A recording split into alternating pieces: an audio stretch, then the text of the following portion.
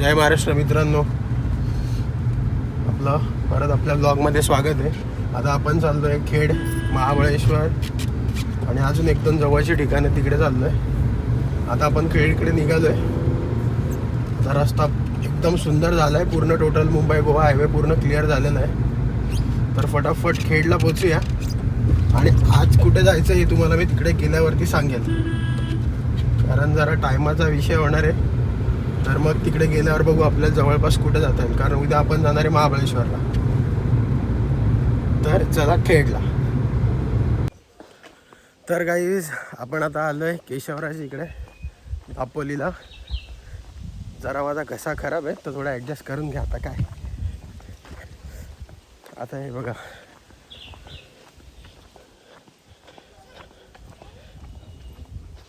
इकडून आलो आहे आपण खाली. पुढे पेन पार्क आहे आणि इकडून पुढे एंट्री. थोडेफार स्टेप्स आहेत इकडं.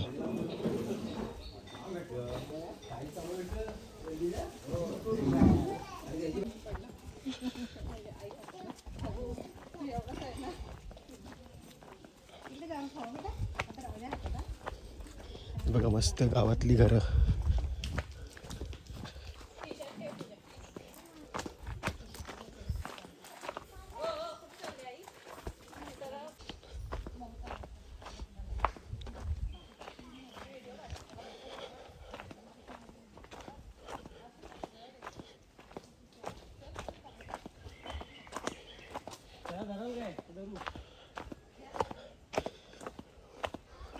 काय मस्त व्ह्यू आहे बघा. भाई आज घसा खराब आहे खूपच. लास्ट टाइम पण येताना हालत खराब झाली. ते बघा फणसाचं झाड, फणस लागलंय बघा.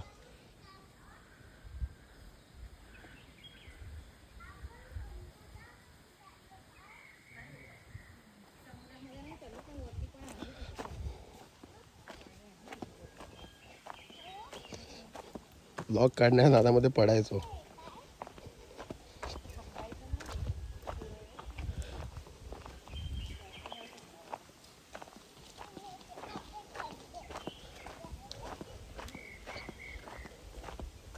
एकदम शांत वाटतं इकडे आल्यावर. कोकणात आल्यावर एकदमच शांत वाटतं.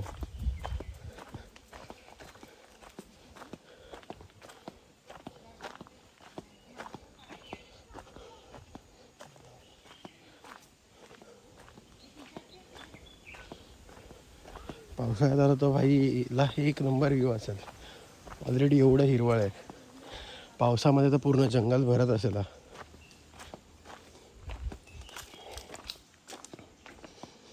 मला तरी इकडचं काय असं एवढं काय आयडिया नाही आहे या जागेचं,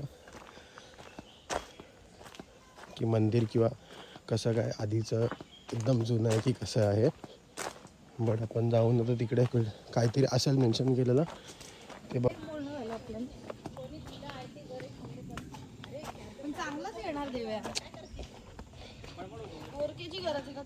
नाही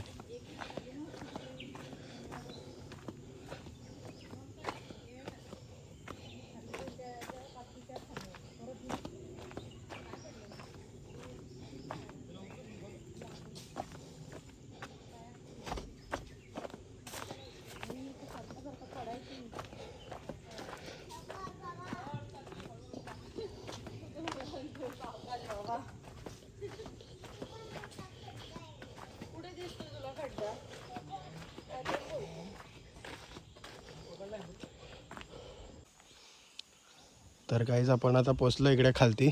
इथून सरळ आपल्या वरती मंदिराकडे जायचं आहे. आणि हा रस्ता ॲक्च्युली स्किप पण होतो. जर रिक्षाने वगैरे गेले तुम्ही डायरेक्ट वरती पण जातात रिक्षा काहीतरी. पण मग हे एवढं सगळं भारी एकदम व्ह्यू खराब होऊन जातो पूर्ण. मग एवढ्या गरमीचे पण इथं पाणी आहे. पावसाळ्यामध्ये तर सगळं पाण्याखाली असेल आहे.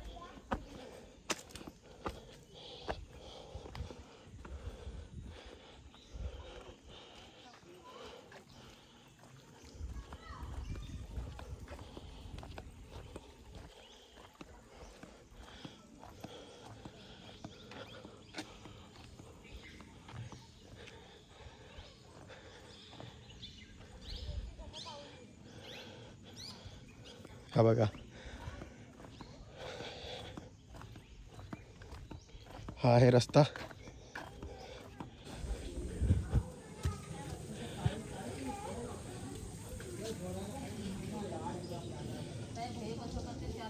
नॅचरली पाणी येतं वरतून.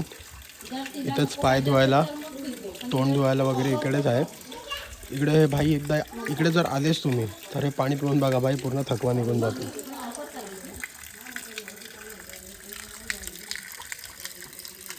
हे बघा वरतून कुठून तरी पाणी येतं.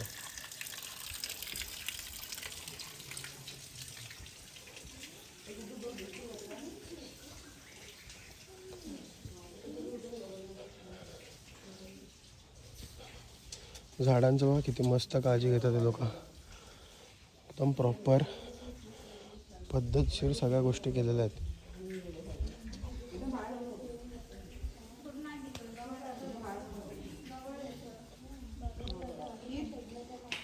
या ब्लॉगमध्ये एवढं जास्त असं बोलण्यासारखं काय नाही आहे, कारण आपण मंदिरात आलो आहे.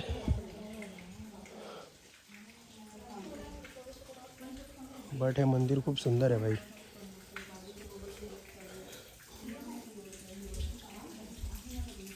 हे बघा मंदिर.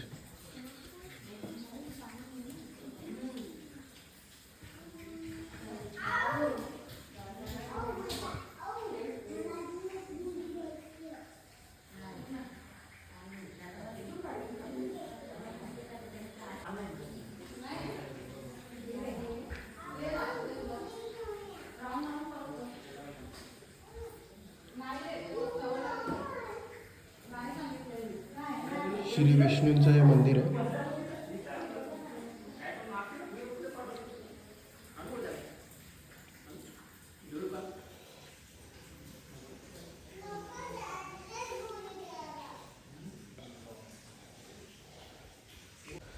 तर काहीच दर्शन झालं आहे आपलं.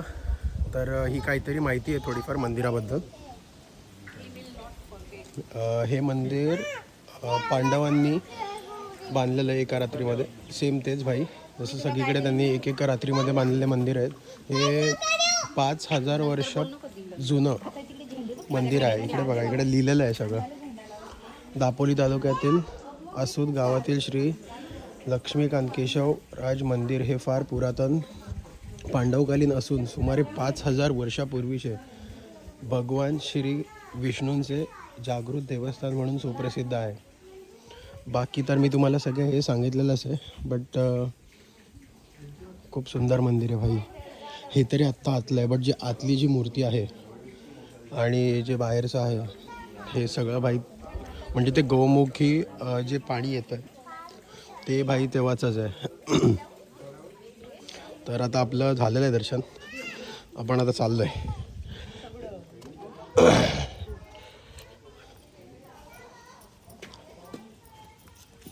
एक गोष्ट तुम्हाला सांगायची आहे. आपला इकडून आपण आलेलो आणि जस्ट तुम्ही खाली आले ना की इकडे खूप छान थालीपीठ, परत नाश्ता आणि थालीपीठ स्पेसिफिकली सांगतो मी, थालीपीठ खूप सुंदर होतं.